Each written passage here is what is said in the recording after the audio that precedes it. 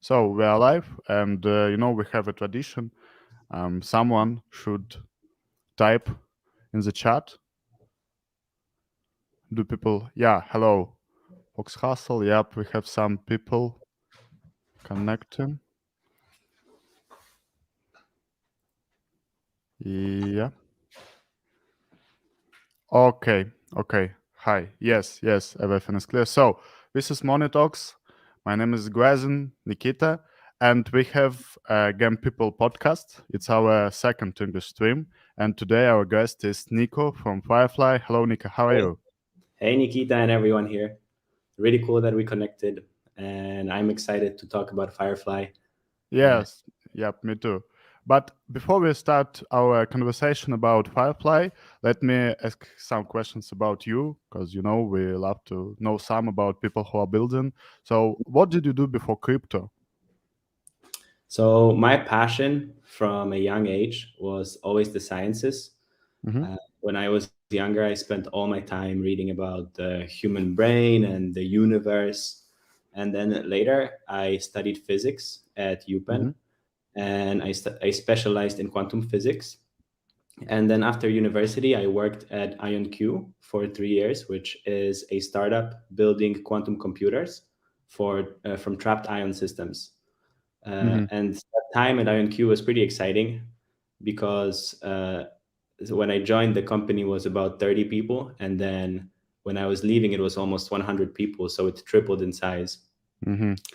And yeah, I was preparing to start a PhD program in quantum information Mm-hmm. when the opportunity to build Firefly showed up. So that's a short story about me. Yep. And how did you enter this cryptocurrency space? So I Why started did you? following crypto in early 2017. I think, like a lot of people, there was a lot of Mm-hmm. hype then. And then my friend told me about Ethereum. And I remember Ethereum, after he told me, it went up from $10 to $40.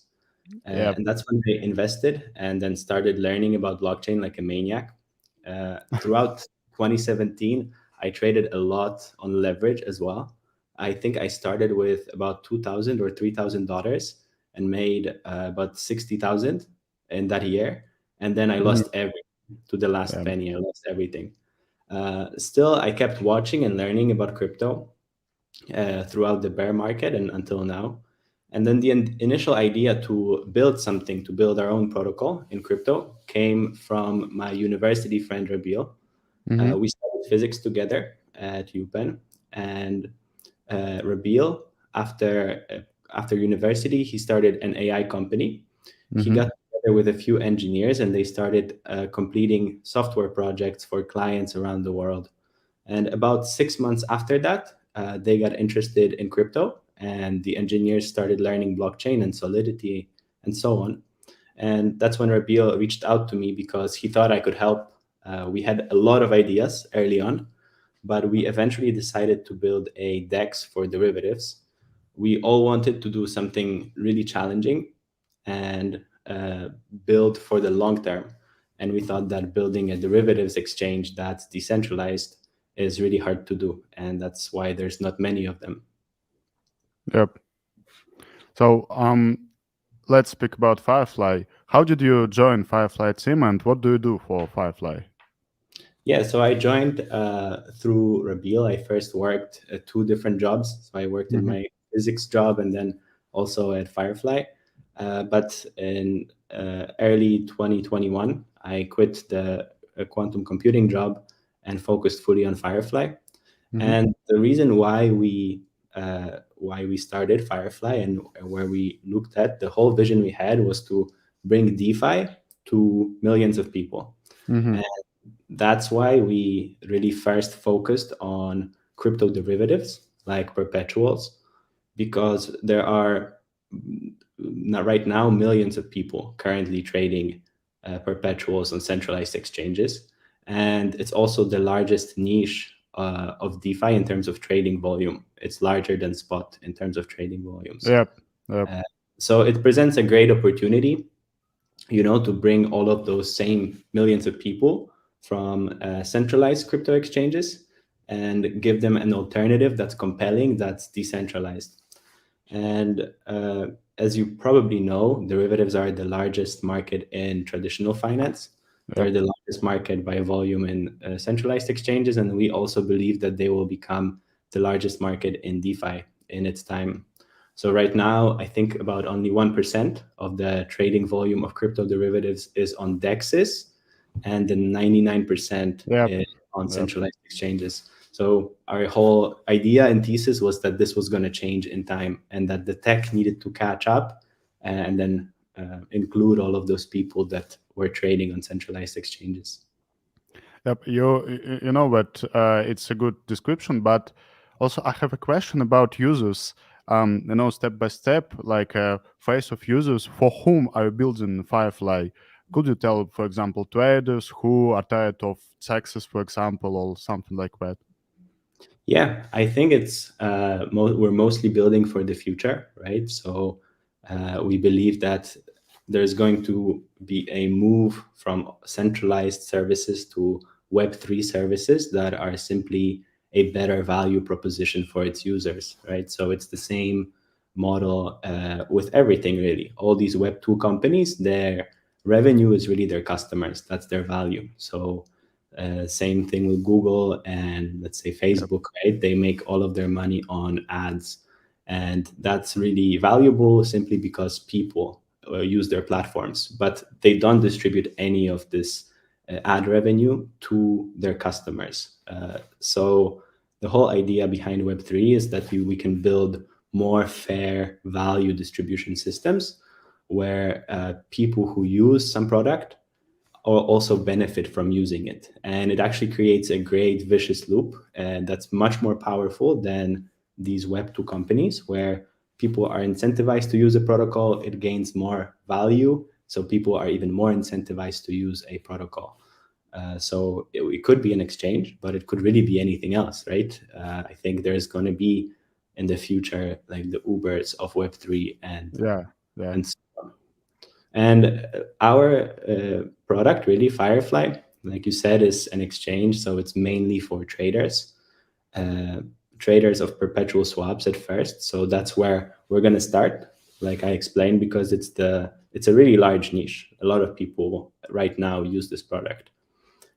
Eventually, though, we aim to expand beyond just perpetuals and beyond perpetual trading, and become the largest DEX on Polkadot. And yeah, it seems like right now, at least, the largest use case of crypto is trading. You know, So, of course. Most of the activity is just trading coins. There's not that much real world type of adoption apart from trading and maybe speculation.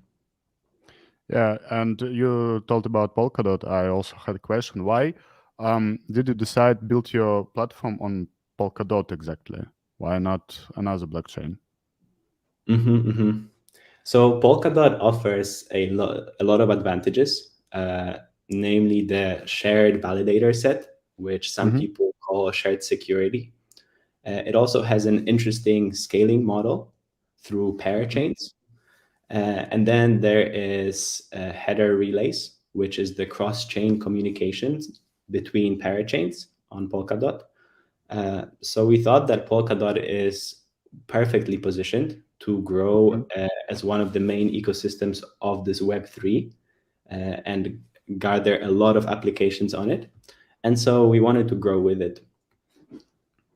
And then we are building more specifically, right, on Polkadot is kind of a layer 0. It's a message relayer between all of these different parachains, and it has this shared set of validators, right? That's its main value propositions. On top of Polkadot, which is the layer 0, I would call, sit parachains. And we are building on the Moonbeam parachain, which has really good smart contract development and testing tools, and also a rich ecosystem of technical integrations and asset integrations. So we work closely with the Moonbeam team, and we really like them. Our teams share the vision for giving access to crypto products to everyone in the world. And that's really what gets us going every day. So we thought that instead of betting on Ethereum, Yeah. we find another promising ecosystem. And by integration with Moonbeam, Firefly will become the first derivatives exchange on the Polkadot network, which is more unique. Yep. I've read your Twitter, tweets from your Twitter, Firefly, and you left the idea of building on Kusama. I don't know. Sorry for my pronunciation. I forgot to check it how to pronounce Kusama in English. Why? Why did you leave it? Because it's interesting for me because in Russian speaking community, we are two groups of people. Some of them love Kusama and they believe it's next Ethereum, and some of them tell that it's nothing apps where's nothing, you cannot use it, it's just an empty place. And it will be really interesting to hear your point of view. Mm-hmm. Why did you leave it? I think Kusama is definitely not nothing. It's definitely very valuable. So the traditional model of testing your application has been test nets, right? So Ethereum has multiple test nets. And the way it works is that you would write some Solidity contracts, and then you would go and deploy them on the testnet and test whether they work well on this testnet. But the problem with testnet is that it's not incentivized. It has test currency, right? So it's not worth anything. And not many people are generally incentivized to use any testnet. What Kusama does, and it's a new idea, it's a canary network, right? Instead of a test network. And what that means is that there is real value attached to the deployments on Kusama. And that's what makes it powerful. It's a clone of Polkadot, right? It has exactly the same technical specs, but it also gives hackers incentive to really battle test the protocols, try to hack them, because there's now real monetary value attached to them. So I think it's definitely very valuable of an idea. We'll see how now with Polkadot parachains coming online, right? We'll see how the activity transitions, because this is a very new time for Polkadot and Kusama, because you would think that it may be the same protocols, the same applications, then aren't you kind of cannibalizing yourself? Which means like the Polkadot parachain will be eating away the Kusama parachain users, right? And the same for the applications deployed on these parachains. So we'll see. I don't have any answers to that. I think we'll have to watch the two. But you asked also why we decided to not deploy on Kusama, right? And, I think it's mostly a matter of liquidity. So we decided to focus entirely on Polkadot because the liquidity providers and the market makers will all concentrate on Firefly on Polkadot. And as you know, exchanges are mostly about liquidity. There's actually this cool flywheel effect again, which builds network effects. So liquidity attracts traders, right? Because you can enter and exit your trades without much slippage. So there's a lot of liquidity. And when there's more traders, there's more liquidity, right? Because the traders bring liquidity. And so liquidity attracts traders, and traders attract liquidity, and so on. And that's why exchanges build network effects, and they become really huge. So yeah, with our use case, we were afraid that fragmenting the liquidity between Kusama and Polkadot is not going to be a good value proposition for the long term. And we also had discussions with the liquidity providers and market makers, and it became clear that eventually the markets of Firefly and on Kusama wouldn't be liquid enough to give traders a good user experience and have enough long-term value. And I think the singular focus on Firefly, on Polkadot, will result in a stronger user experience for traders eventually. Yeah, no, I think it's a good idea because focus is really important in such projects. if you are not breach, of course. If you are breach, you can focus on all blockchains. It will work for you. But so we had some examples, also in Russian speak community when some projects try to catch all blockchains to develop here, and nothing works. So yeah, that's great. It was really interesting to listen to your point of view. So you talked about hackers, and let me ask you one question from our form, from our followers.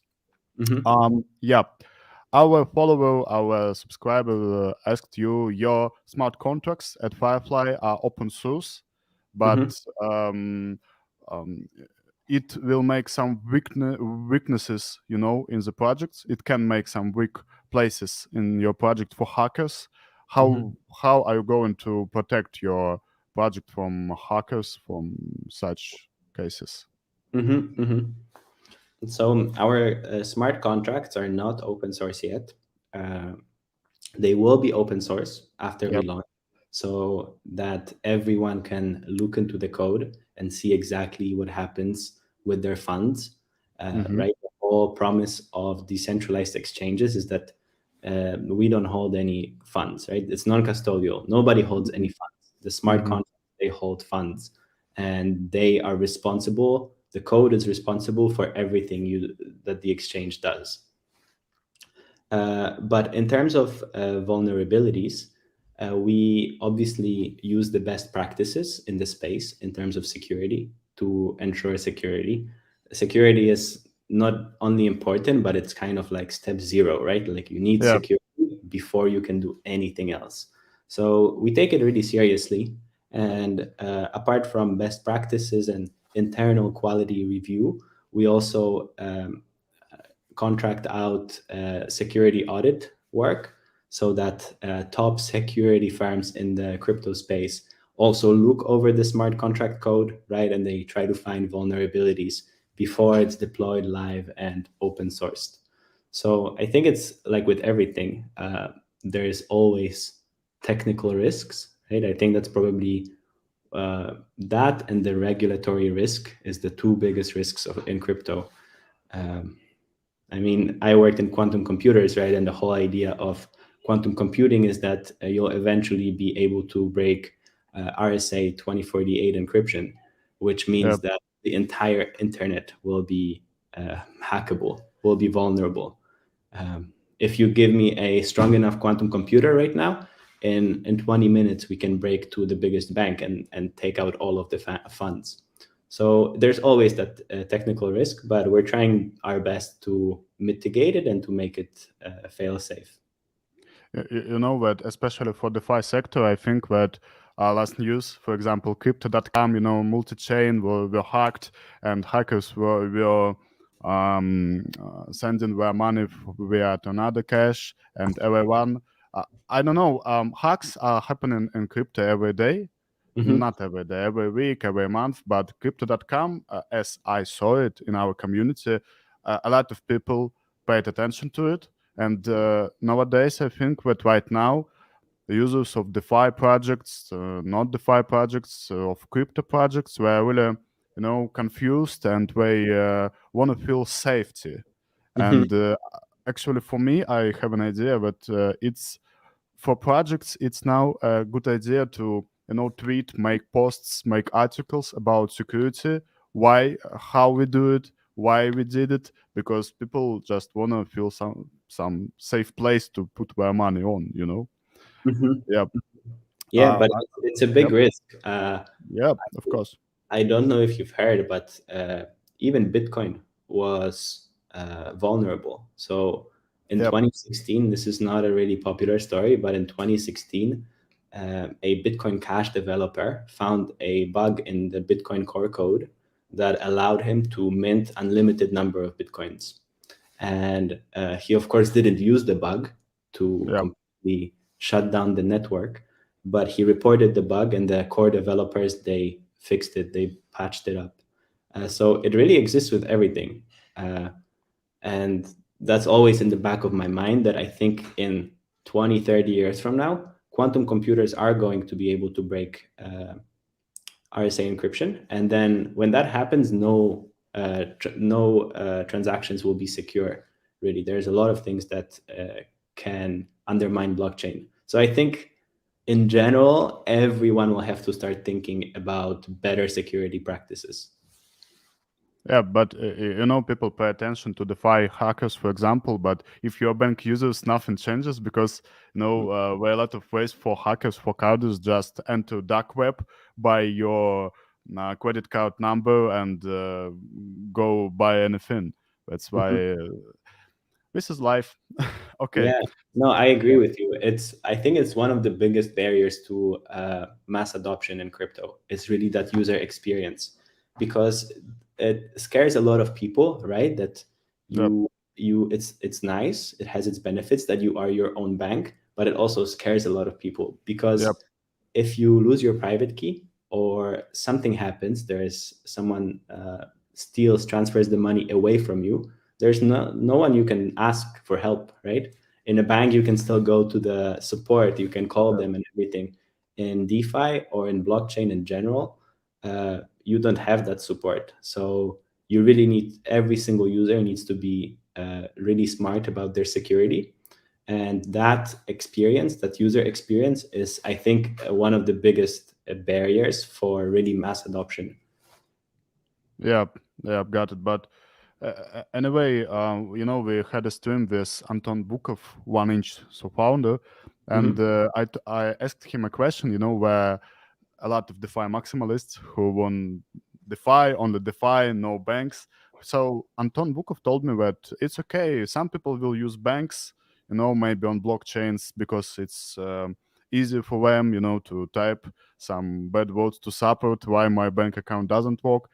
Some people will use DeFi. Okay, that's okay. So crypto will open its doors for everyone, but I hope that people will get smarter and use DeFi in the future. Okay, so you had a beta of Firefly last December, yep, 2021. I tried to fill out the form, but Mhm. the form is closed. So the question is, how can we become a beta testers, and can we do it now? Yeah, so you're right. The interest form is closed now and no longer accepting beta testers, simply because the testnet will open next week. Yep. So either on Tuesday or Wednesday, we're planning to open the floodgates. And on Monday, everyone that signed up will receive an email. Uh, but there will also be more testnets in the future. There will at least Mhm. be another testnet. So the idea behind the testnet is to find what people like, what people don't like about using the exchange, and also find bugs and small things that we might have missed ourselves, right? So I think after the first testnet, we're going to patch up the user experience that people report, and then deploy a second testnet just before mainnet. So there should be plenty of opportunity to get involved. And so I Okay. think the sign up form will reopen again in probably 2 weeks, I would say. So I think that I will put your Twitter in the chat right now, so people could follow. Our followers who didn't do it yet, haven't do it yet. Yeah, So please. Firefly protocol. Yeah, no dates, but better to follow and wait because it's exciting for me to touch it, to touch the project. Yes, No, of course. Next week. Next week. If you next signed up week. for the testnet, then next week. Okay, so we are waiting. What in the chat where there's a discussion. So Artem, Crypto Man, asked you a question, and some people started to answer him. So let's do it together. Okay. Artem, why did the team decide to conduct rebranding, moving away from D-Trade towards Firefly instead of just rolling out a DEX named D-Trade on Moonbeam? This has caused many confusions for the newcomers. Yes, and I agree that it's pretty confusing. So basically, the way it shook out was that we started with D-Trade as a brand, and then we didn't really like the name D-Trade. It didn't have many associations. It was a good Mhm. name, but it wasn't great for the long term. So we thought, okay, and then we came up with Firefly right around the same time. So we thought, okay, let's make D-Trade the canary network of Firefly, right? But then a few weeks after that, we realized that the canary network on Kusama doesn't make sense. We shouldn't do it. So then we said, okay, no more D-Trade. We're focusing on Firefly only. So yes, I agree. It's very confusing. And the reason why we decided to go away from D-Trade, to phase it out, is that we simply thought that Firefly is a cooler name for the DEX.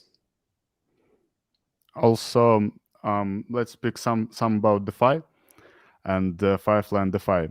Fox Hustle, he asked a question in the form, so I sent it. How does he's speaking about DeFi? Let me explain why. Because in Russia, we are from Russia, but we don't live in Russia. Thanks God for now.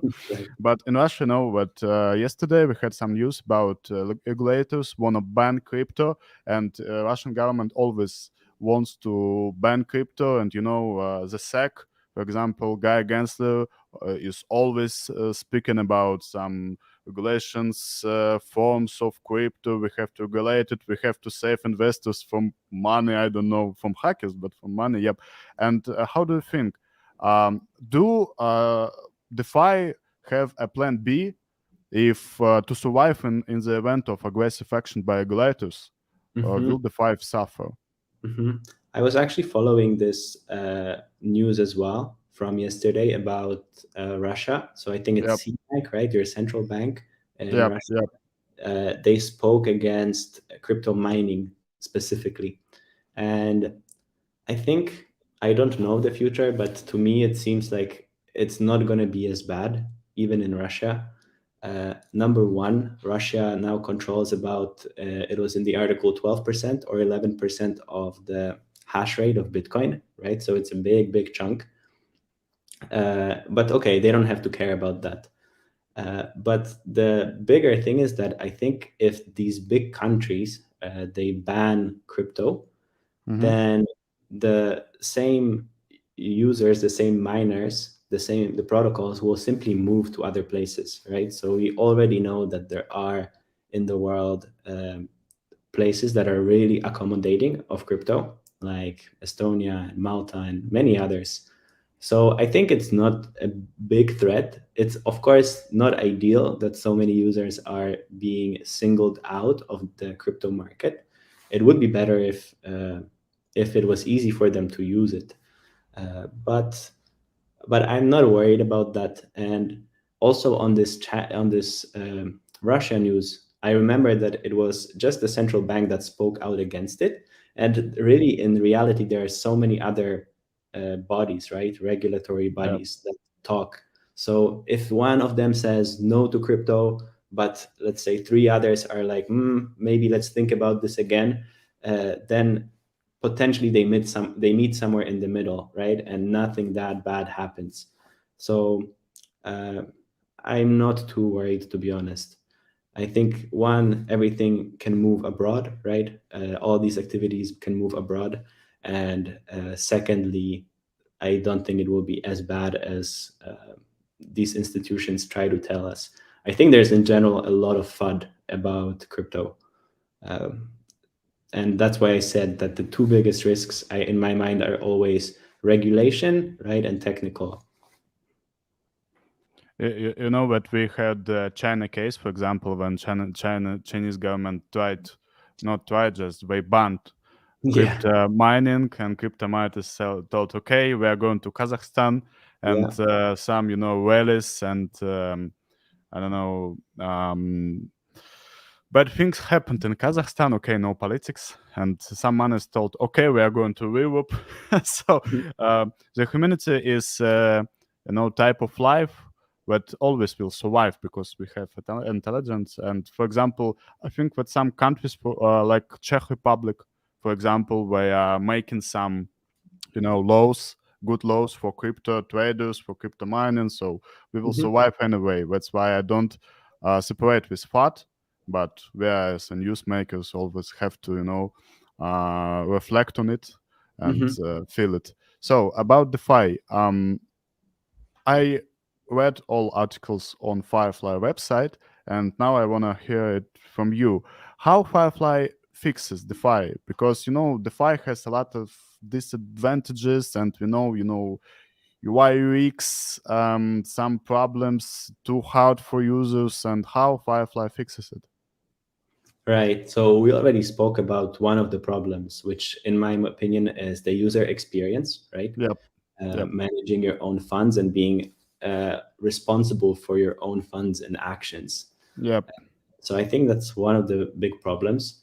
And this is, I think, as long as we want to be our own bank, I mean, every single user of crypto, then this problem is not going to go away because it just comes with this benefit of being your own custodian, right? So I don't think anyone, unless you have some custodian solution, can tackle that advantage. But we can tackle user experience of using Web3 applications.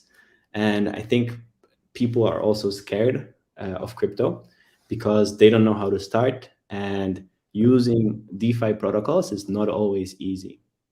So to counter that, along with the web exchange, we are also going to release a mobile application so that traders can look at their Firefly portfolio and trade while away from the computer on their phone. So that's one. And then a second big disadvantage of DeFi is, of course, the cost and speed of transactions, right? So we're used to transactions like in a bank or in a store when you pay with your card. We're used to them taking a short time. But it's not the case in DeFi. Often it takes minutes sometimes. And so for our use case, we're deploying an optimistic rollup chain on Moonbeam so that transactions can be really cheap and they can be really fast. Part of the reason derivatives are hard to build in a decentralized way is that you need very fast finality, ideally less than a second, because you want to settle the trade as soon as the user submits the trade.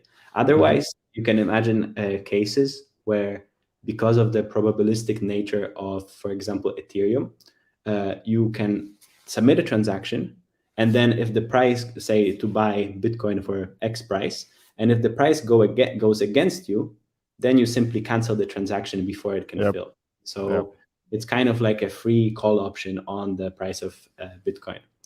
And so that's why we have the rollup chain, the scaling solution for really fast finality, while still keeping the exchange non-custodial and decentralized. Okay. So, also we have some questions about your program, ambassador program. Sorry for pronunciation. So, could you tell me more about it? How can we, dive into it, and what benefits can we get from it? Yeah, we have an ambassador program. I think there is about 400 great ambassadors with us right now. And the ambassador program is really a chance to build Firefly along with the team from very early days. So the ambassadors are the first testers, and they also do a great job educating the community and creating awareness right now. In terms of benefits, each ambassador gets access to a private group where they can have a direct line to us, to the Firefly team, and to our ecosystem partners. Thanks to this communication channel, ambassadors are involved with the direction of project development. For example, we recently had a survey about the token ticker. So we asked them what they think the token ticker should be. Then it's also a nice place to simply connect with like-minded people and become a leader in the community. And then I think there's also priority access. So ambassadors have the first access to testing the exchange. For example, testnet access is divided into 3 groups, and ambassadors are in the first group of people that will be able to test the platform. Similarly, for all future participation programs, ambassadors will always be the first in line.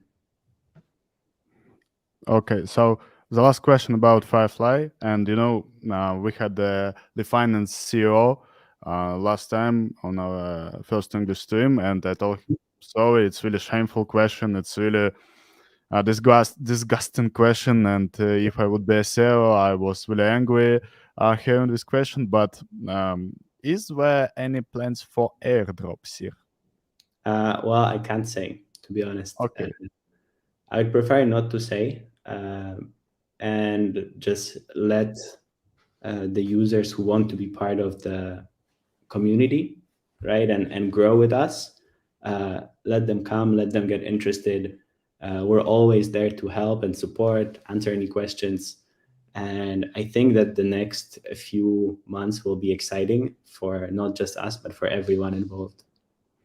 That when we were speaking with Lifan CEO, I told the idea that it's not, of course, it's always great to have some money, to receive some money just for swapping, but to get a good project is much more better, because that for last time I saw WTF fees airdrop, looks airdrop, fees number 28 airdrop, a lot of airdrops, and a lot of scam airdrops. So to get a good project is much more better than just to get money right now, right here at present moment, because we are thinking about hodl, in Russian we call it hodl. And just about future plans, about good projects I can earn with, not just get money here and leave crypto. Okay, so some questions. Yeah, I think it can be. I'll just say I think it can be an effective way to reward early users, these airdrops. And I'll also say that we're building for the long term, right? So we said before that we were going to launch in late 2021, but we didn't think that the product was ready. So because we are not really that pressed for time, we're building for the long term. So we would rather put out a product that's good, right, than put it out fast. yeah. So I hope that you guys bear with us, and then you can also be patient and simply build towards a better and better Firefly. Yeah, of course we will. Also in addition, I liked Andre Cornier's tweet about tokens. When you are developing something and you create token, nobody cares about your project. Everybody is looking at price of token. Oh, it's going down, do something. Or it's going up. Yeah, your project is good. Nobody cares about your project, and it's like a circle you can never leave. Just you are living your life is connected with your token price, nothing else. So Right. some questions, off top, not about crypto. I think we had a good question about books. What are your favorite game-changing books besides crypto and economic ones? Okay. Besides, Yeah. I'm a bit of a science geek, so a lot of these books that I really like are science, like neuroscience and physics and some psychology. One of my favorite books is by Brian Greene. It's called The Elegant Universe, and Yeah. it's a book about string theory. I really love that book, uh, and I also love astrophysics and the universe. So maybe you guys know Neil deGrasse Tyson. His book Cosmos and his books on astrophysics are also great. Yeah, I think that's mostly it. Some psychology books I read are also really powerful. I forget the names. One of it was the chimp paradox, which is Yeah. very cool. It shows how humans have a lot of evolutionary bias to be very simple and to make irrational decisions sometimes because we tend to still think like monkeys. Yeah. Yeah, I think those would be some favorites. But I don't know how in English. I know in Russian, but as I remember, the book is really popular. along and no fast and slow thinking. I Mhm. just read it, and it's great for start. You're not for start, but I really like logical, science about brains. Because when I was a student, I started to read book about brains, and wow, it's so easy to understand why people do these or those actions, because our brains are have some bugs, speaking crypto slang. Okay, Yeah. and tell something about you. How do you relax? What are your hobbies? Because in crypto, we are always speaking about burning out, for example. Some traders, some crypto cats and dogs are working 24/7. And how do you relax? How do you chill from crypto? Well, apart from science and crypto, I also love wind, sun, and water. So whenever I get a chance, I windsurf, and I also kite surf. I love music. I played the drums for many years in Oh, different bands. And honestly, I would love to play more right now, but nowadays there's not much time. I also love languages, so learning new languages and thinking about how small we are as humans in the universe. That always gives me perspective, and I think that's sometimes how I like avoid burnout and just keep going. Because at the end of the day, our lives are pretty small in the grand scheme of things. but thinking about how we are small in this universe, it always helps me with my problems. For example, I have some problems with work, with family, with friends, and I think, oh, my life is over, and I think I'm just a dust in this universe. I will die, and nothing will change. This universe will survive. There are a lot of universes like this, and it's like I don't know, like. With Finn, we'll think about how the heart is life, and Mhm. it gives me some powers. Yes, I I have like some that. connections here. Yep, yep, I think it's a good perspective you have, and I see it the same way. I know a yep, lot of people, they will think about that and they will feel bad. They will be depressed about it, that their life is maybe meaningless in the grand scheme of things. But to me, it's beautiful. It's yep, liberating. It doesn't really matter. We can choose our own meaning. We can do the things we love to do, and we have a limited time for it. So we shouldn't waste the time. And I think yeah, it's good. I yeah, think it's a and but you are not responsible, for all this universe. Like some people think that the planet is going around them. No, you can do anything, and nothing will change. Of course, anything good. I meant. So, chat, tell me, please. Did you like this armor? Did you like this stream? And do you wait for Firefly's beta, Firefly's launch? And the last question, we ask every our guests to describe the quest to our followers. If Mhm. not crypto, when what?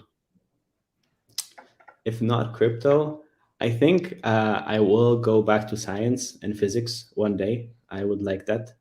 It's a much slower life than crypto. In fact, my plan before Firefly was to get a doctorate and Hmm. become an expert in quantum computing.